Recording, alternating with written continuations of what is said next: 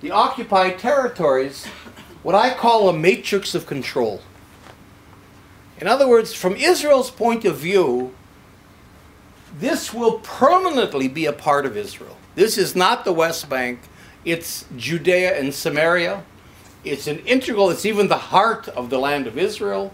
And it will be Judaized, which is a word the government of Israel uses. I mean, it sounds almost like an anti-Semitic term. But this is an official term of the Israeli government. We are Judaizing the country. The idea is we're taking Palestine and turning it into the land of Israel by getting rid of Palestinians, by changing the names of the places, by erasing the Palestinian narrative and identity, and by Judaizing Jerusalem, Judaizing the Galilee. That's the term that's used. We're Judaizing the country.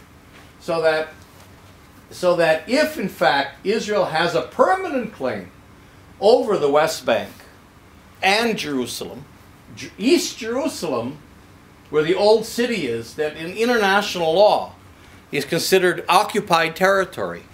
You know, even the British embassy is in Tel Aviv. It's not in Jerusalem. There is no embassy in Jerusalem because this is considered, even today, even by the United States, as occupied territory.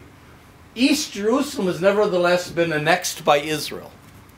So that from the Israeli point of view, this is all as much as Israel as Tel Aviv is. So that Israel is going to keep permanently Jerusalem and Judea and Samaria, the West Bank. Gaza it would like to give back to Egypt. Gaza it's trying to separate from the rest of the West Bank. Even though in the Oslo agreements, Gaza is considered one unit together with the West Bank and East Jerusalem. So we talk about the occupied territory, not the occupied territories. And those little things are so important because if they're territories, you can detach one. There's more than one territory. If you say occupied territory, you mean that it's all one territory, including Gaza, which is important. So what Israel has done basically, and I'll just say this quickly, is to lay this matrix of control, a permanent matrix of control over the occupied territory. And that is this, that first of all, Israel has, through the Oslo agreements, has fragmented the Palestinian territory into what we call areas A and B. All these brown areas, the darker brown are A, the lighter brown are B. I won't get into all those details, but 95% of the Palestinians in the West Bank are confined to these more than 70 little islands. You can see some of them are tiny little places. I mean, they're all tiny because this isn't a very big area at all. They're confined to about 70 islands on only 40% of the occupied territories. So in other words, and these A and B then are under the control of the Palestinian Authority. So after 20 years of negotiations, because Britain and the United States and the others say the Palestinians have to negotiate. That's why we're against them going to the UN. The solution has to be negotiated. Well, after 20 years of negotiations, from 1991 in Madrid, through Oslo and Annapolis and Geneva and all to today, all the Palestinians have gotten is 40% of 22% of their country. And that fragmented into all these little islands. The gray area here, including the pinkish areas, all this around is called Area C, which is under full, this 60% of the West Bank that's under full Israeli control. And this is where the settlements are. You see all these blue dots are the settlements. There's about 200 settlements. More than 500,000 Israelis live in the occupied territories. And so Israel has complete control over C. The Palestinian Authority is not allowed to even go into C. So for example, right in, here's Ramallah, right in, where is it exactly? Right in about here, in area A, you see this a little piece, the Palestinians have built a new city. Because one of the things they're trying to do is to develop an infrastructure of a Palestinian state. This is the strategy of Salam Fayyad, who's the prime minister. So right in here they built a brand new city in area A.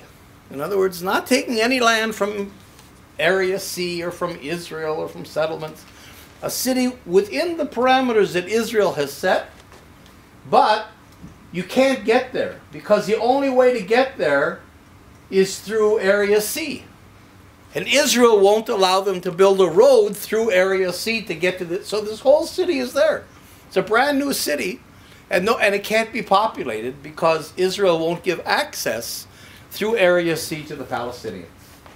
So that you have that. Another element of the matrix, besides the settlements that are all very strategic, is these pink areas that we call the settlement blocks. Settlement is a bad term. In fact, in French, they're called colonies. But a settlement gives the impression of kind of a minimalist, couple shacks on a hill.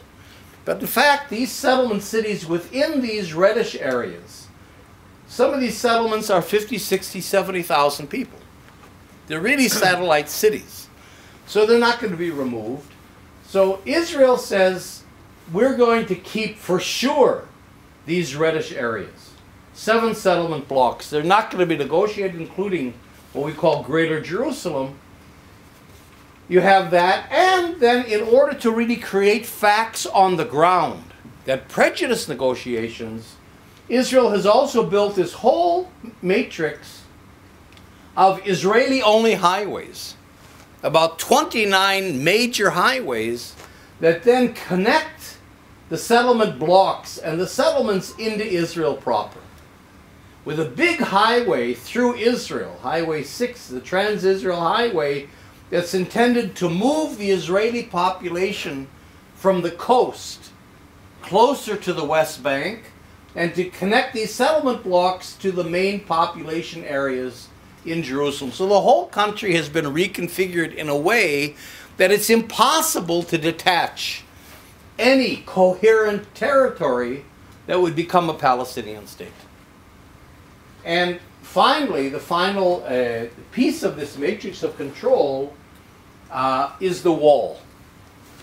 The wall, which is twice as high as the Berlin Wall, 5 times longer, and you know, Israel tries to sell all this by security. It's all security against terrorism and all that kind of stuff. No, if you look at the route of the map, the route of the wall, it's clear that it's not security. It doesn't separate Israelis from Palestinians.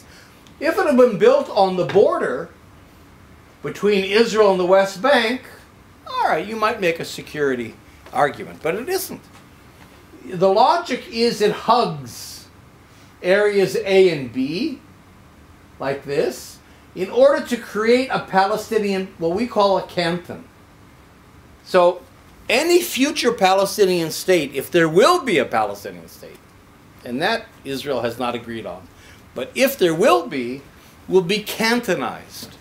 In other words, there'll be a canton in the north, a canton in the center, see, all defined by the wall, and you see how the wall goes like this, and Jericho, which is somehow hanging out there, a third canton in the south, and then Gaza.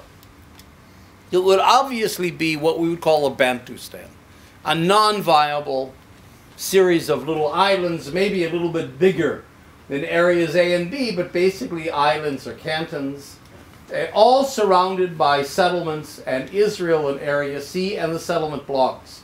So it's clear that the route of the wall, on the one hand, defines these cantons, and on the other hand, when it hits the settlement block, you see it goes around. I mean, you can't tell me the wall comes to here for security reasons. I mean, it's clear that they're grabbing land for the settlement blocks, And look how complicated it gets. The Berlin Wall was linear. It cut through Germany like this. This wall encompasses, imprisons tens of thousands of Palestinians within all kinds of enclaves, urban enclaves. So it's much more invasive than the Berlin Wall was. And that's where Israel's going. Now, I just want to take a couple minutes and walk you through a house demolition. This is the political framework. And where Israel is going is either towards apartheid, if the Palestinians will agree to apartheid, meaning a two-state solution, but one in which Palestinians get these cantons rather than a coherent territory. And if they don't agree, they'll be warehoused. That's a term that's being used more and more politically. Warehousing comes from the prison world, where prisoners are warehoused. They're out of sight, out of mind. They're gone. They're in prisons. Who cares? They're not a political issue. They've disappeared. And if Israel can do that to the Palestinians, lock them away in areas A and B, let the international community feed them, pacify them so they can't resist, there can't be another occupation. Pacify means having the Israeli army work, having a Palestinian army. The Palestinian Authority has a little army trained by the Americans to basically be Israel's policeman. And then the wall, which is a pretty major barrier to movement and so on. And in that way you can pacify the Palestinians. Well, that means then that Israel, even in the best case scenario of apartheid, Israel wants to keep Area C. It's trying to push the Palestinians out of this 60% of the West Bank. And here's where the house demolition policy comes in. Because Palestinians